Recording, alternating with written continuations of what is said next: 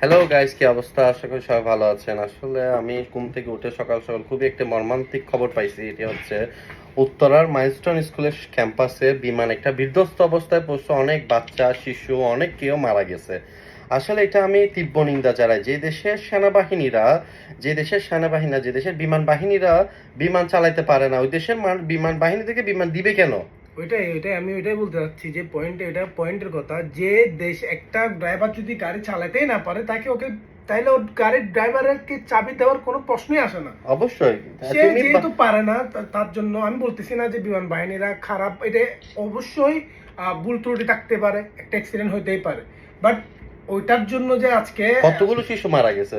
মারা যাবে বা কিছু হচ্ছে, ওদের ফিউচার আছে, ওদের পা চলে গেলে ওদের ফিউচার আছে ভাই, ওদের ফিউচার নিয়ে তো ভাবতে হবে। এটা এটা আমি তীব্র নিন্দা জানাই। এটা আমিও খুবই তীব্র নিন্দা। যে দেশের সেনাবাহিনীরা বিমান চালাতে পারবে না, সে দেশের মানুষদেরকে বিমান দিবেই কেন?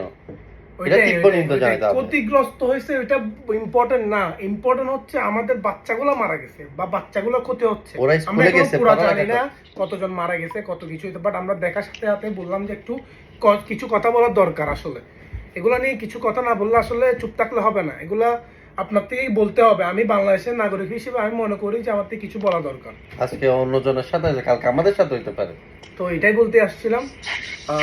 তাদের বলবো সুস্থতা কামনা করছি, তারা তাড়াতাড়ি সুস্থ হয়ে ফিরে আসুক। আমাদের ছোট ভাই বোনরা যারা এখানে কষ্ট পাচ্ছে তাদের জন্য দোয়া তো করছি।